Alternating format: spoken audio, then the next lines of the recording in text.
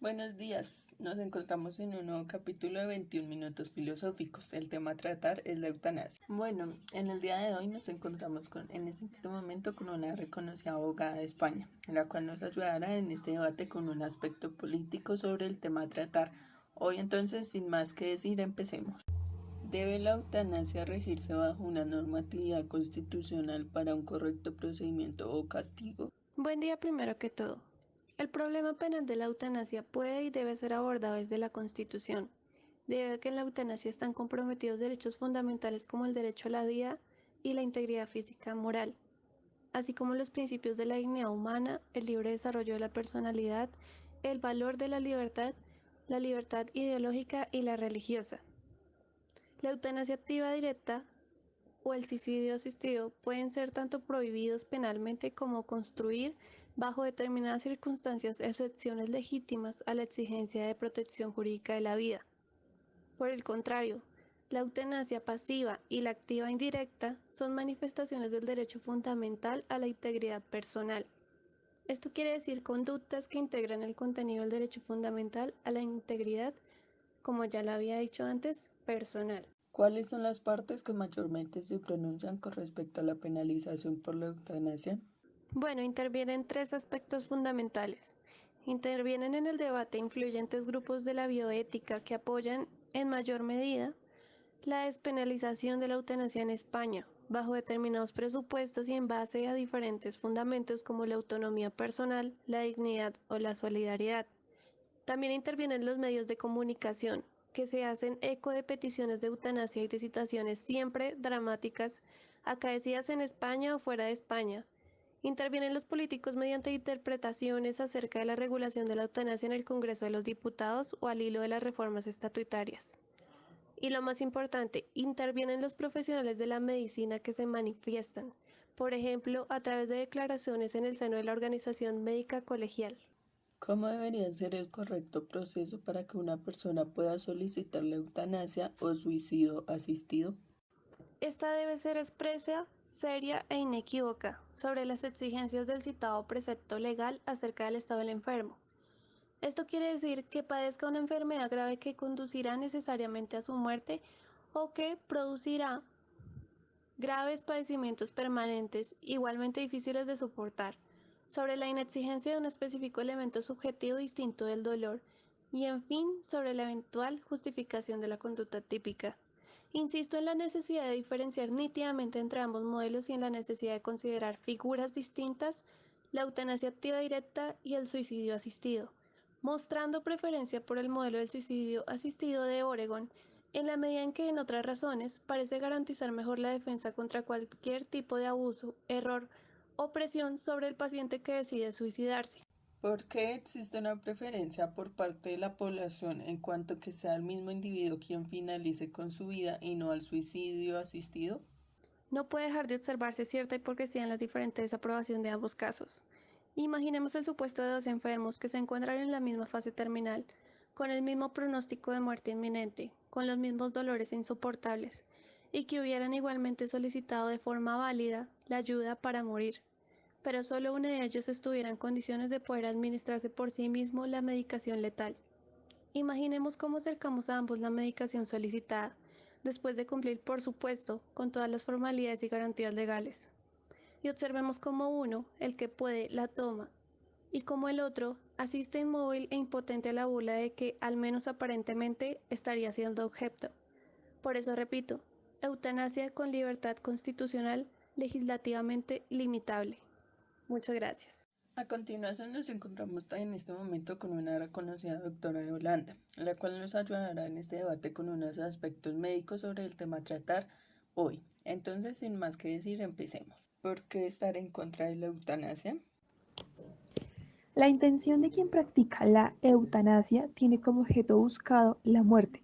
Vemos entonces que la eutanasia no es la aplicación de un tratamiento necesario para aliviar el dolor, aunque se acorte la expectativa de vida del paciente, como efecto secundario. No querido en la eutanasia se busca la muerte de otro, no la propia. Un ejemplo es en Holanda. La eutanasia no se aplica solo en enfermos, sino simplemente a gente que no quiere vivir. ¿Cómo es la posición de un médico ante la eutanasia? La intervención del médico en este acto está de acuerdo con lo estipulado en el Código de Deontología Médica de la OMC.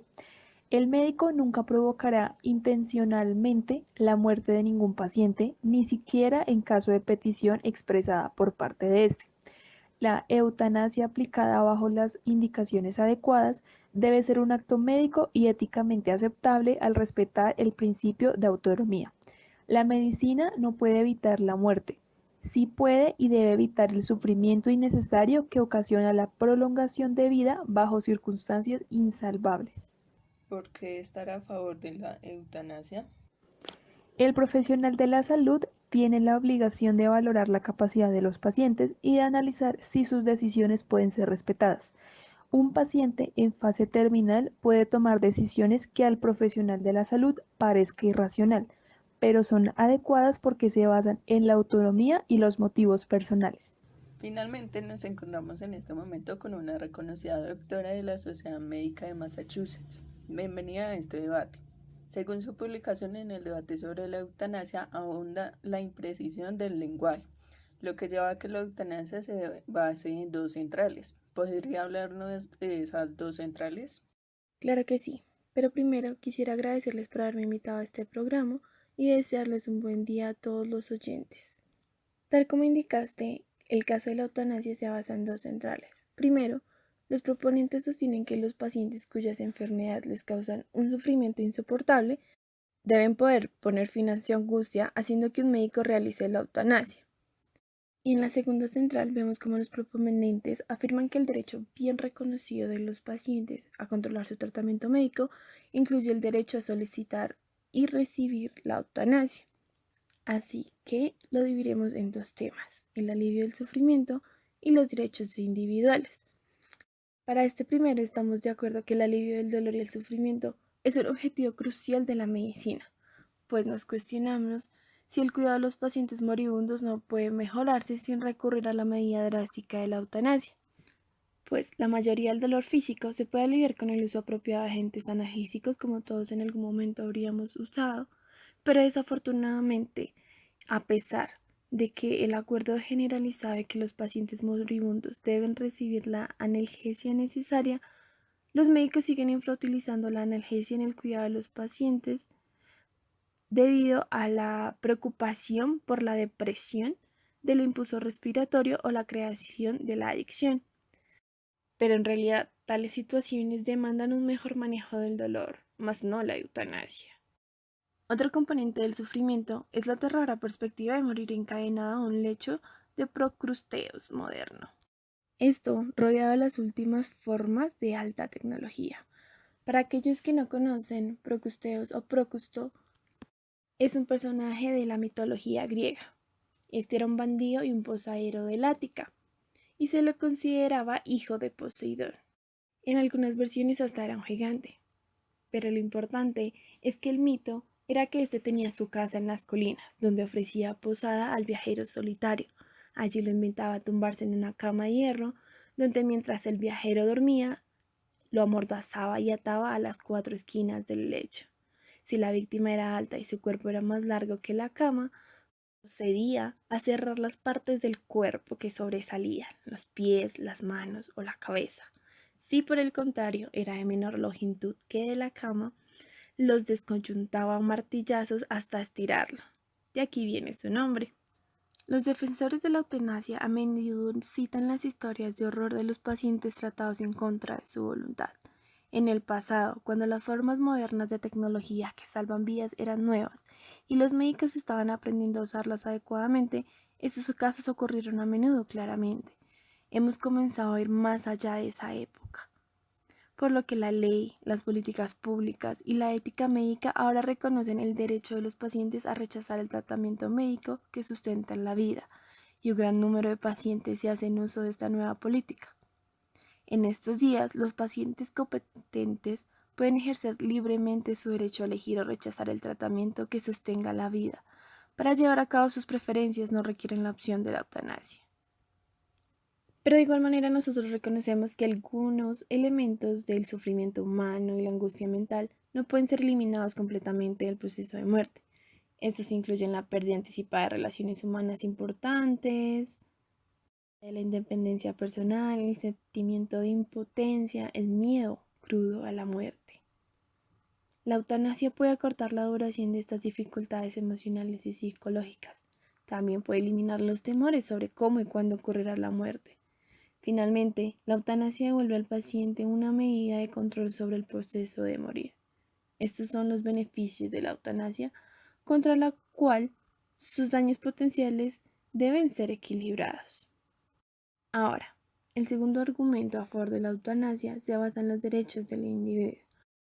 Los defensores afirman que el derecho de los pacientes a recibir el tratamiento médico que sostenga la vida debe igualmente incluir el derecho a la eutanasia, en lo que esto extendería la noción del derecho a morir para abrazar el concepto de que los pacientes tienen derecho a ser asesinados por los médicos. Pero los derechos no son absolutos. Estos deben ser equilibrados con los derechos de los demás y los valores de la sociedad. La reivindicación del derecho a ser asesinado por un médico debe ser equilibrada contra las prohibiciones legales, las políticas y religiosas, contra la matanza que siempre han existido en las sociedades en general y en la medicina particularmente. Como ha señalado la Comisión del Presidente para el Estudio de los Problemas Éticos en Medicina e Investigación Biomédica y Conductual, las políticas que prohíben la matanza directa también pueden entrar en conflicto con el importante valor de la autodeterminación de los pacientes. La Comisión considera que esta limitación de la autodeterminación individual es un coste aceptable para garantizar la protección general de la vida humana y, en nuestra opinión, estamos de acuerdo. El bien público servido por la prohibición de la eutanasia supera los intereses privados de las personas que lo solicitan. Los argumentos contra la eutanasia se hacen desde dos perspectivas, según tu artículo. ¿Cuáles son y de qué tratan? Precisamente tenemos dos perspectivas, el orden público y las normas éticas de la medicina. La eutanasia es una política pública peligrosa. ¿Por qué? Los defensores de la eutanasia utilizan el concepto de derechos del individuo para apoyar su reivindicación, pero este mismo concepto puede utilizarse con el propósito opuesto. El argumento contra la eutanasia, por razones de derechos civiles, implica una consideración de los derechos no solo de aquellos que querrían la eutanasia en ellos mismos, sino de todos los ciudadanos. Así que como política pública, la eutanasia es inaceptable debido a la probabilidad o incluso de la inevitabilidad de la eutanasia involuntaria. Las personas que están recibiendo la eutanasia sin su consentimiento o en contra de sus deseos. Por lo que hay 4 formas en que una política de eutanasia voluntaria podría conducir a la eutanasia involuntaria. Muchos se preguntarán cuáles son estas formas. La primera es la conocida como la criptanasia, literalmente eutanasia secreta. En los Países Bajos, por ejemplo, se alega que los pacientes vulnerables reciben eutanasia sin su consentimiento. Sin embargo, sus defensores claman estos informes y afirman que no están relacionados con la tolerancia de la eutanasia voluntaria. Sin embargo, sugerimos que en un entorno político en el que se tolere la eutanasia voluntaria, también puede fomentar a una eutanasia involuntaria y así conducir al asesinato de pacientes sin consentimientos. La segunda forma en que puede ocurrir la eutanasia involuntaria es a través de la eutanasia estimulada, mediante la cual los pacientes enfermos crónicos o aquellos que están moribundos pueden ser presionados para elegir la eutanasia y así evitar a sus familias presión financiera o emocional. La tercera vía para esta es la eutanasia sustituida. Si la eutanasia voluntaria fuera permisible en los Estados Unidos, las garantías constitucionales del debido proceso que tienen a extender los mismos derechos a los pacientes incompetentes que los pacientes competentes podrían permitir a la eutanasia de pacientes incompetentes sobre la base de un juicio sustituido o aquellas pruebas nebulosas de cargas y beneficios. Y así llegamos a la última, en donde existe el riesgo de una eutanasia discriminatoria. Aquí, los pacientes pertenecientes a grupos vulnerables en la sociedad podrían ser sutilmente coaccionados en eutanasia solicitante. En varios lugares del mundo, especialmente en algunas partes de Estados Unidos, hoy en día hay muchos grupos que son despojados, desposeídos o vulnerables. Los pobres, los ancianos, los discapacitados, aquellos miembros de las minorías raciales, los discapacitados físicos, inadaptados mentales, alcohólicos, drogadictos y los pacientes con el síndrome de inmunodeficiencia adquirida. En una sociedad en la que la discriminación es tan común y muchos ciudadanos no tienen acceso ni siquiera a la atención sanitaria básica, la legalización de la eutanasia crearía otra poderosa herramienta con la que discriminar a los grupos cuyo consentimiento ya es susceptible a la coerción y cuyos derechos ya están en peligro. La segunda perspectiva es que la eutanasia viola las normas de la medicina. Además de ser peligrosa como política pública, la eutanasia va a violar 3 normas fundamentales. La primera, esta se va a desviar de la atención de los problemas reales en la atención de los pacientes moribundos. La segunda norma es que la eutanasia va a subvertir el papel social del médico como sanador. ¿Qué es subvertir? Es como trastornar algo o hacer que deje de tener el orden normal o característico, pero en un sentido moral o espiritual. Entonces, los médicos deben distanciarse de la eutanasia para mantener la confianza del público y la confianza en la medicina como profesión curativa. La tercera norma es que la eutanasia golpea el corazón de lo que significa ser médico. Desde la época de Hipócrates, la prohibición de la misma ha sido fundamental para la profesión médica y ha servido de una moral absoluta, tanto para los pacientes como para nosotros los médicos. Esta prohibición ha liberado a los médicos de un posible conflicto de interés entre la curación y la matanza. ¿Cómo deberían ser los médicos respecto a la eutanasia y sus pacientes? Bueno, pues para ello, la eutanasia representa un desarrollo que es peligroso para muchos pacientes vulnerables y que amenaza la integridad moral de la profesión médica. Los médicos debemos ser más receptivos a las preocupaciones de los pacientes que subyacen al movimiento por la eutanasia y deben proporcionar un mejor manejo del dolor, una atención terminal más compasiva y un uso más adecuado a los tratamientos que sostienen la vida. Por último, me gustaría agregar que, incluso si la eutanasia está legalizada en muchos lugares del mundo, los médicos deben negarse a participar en ella y las organizaciones profesionales deben censurar a cualquiera de sus miembros que realicen la eutanasia. Gracias por su tiempo.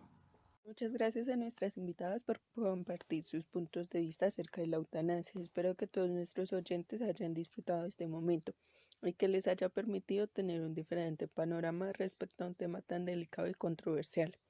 Espero hayan disfrutado y muchas gracias.